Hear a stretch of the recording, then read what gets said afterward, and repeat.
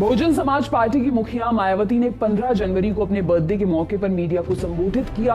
मायावती ने दावा किया कि उनकी पार्टी बीएसपी सत्ता में वापसी कर रही है। उन्होंने कहा कि उत्तर प्रदेश में बसपा की सरकार बनेगी। मायावती ने कहा, आगामी विधानसभा चुनाव में जनता हमारी पार्टी को फिर से सत्ता में जरूर लेकर आएगी और मैं भी उन्हें विश्वास दिलाना चाहती हूं कि इस बार सत्ता में आने के बाद हमारी पार्टी अपने पूर्व के रहे शासनकाल की तरह ही फिर से यहां सभी मामलों में सरकार चलाएगी।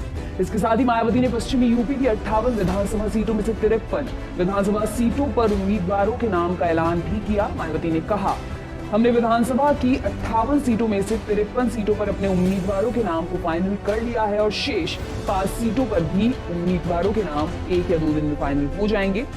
लिस्ट आप अपनी स्क्रीन पर देख सकते हैं।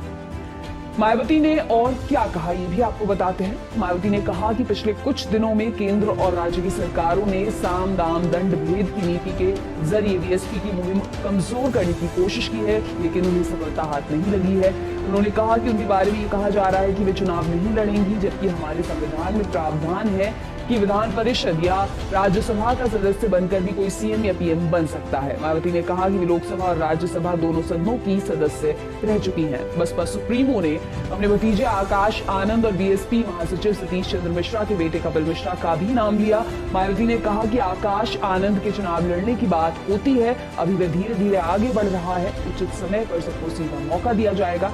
मायावती ने कहा कि मेरा खुद का कोई निजी परिवार नहीं है, मेरा परिवार पूरा प्रदेश है। उन्होंने आगे कहा कि मीडिया में गलत तरीके से हम लोगों को प्रोजेक्ट किया जाता है। मायावती ने कहा कि अगर बीजेपी इसी तरह प्रोपेगेंडा फैलाती रही तो आकाश आनंद को आगे बढ़ाएंगी।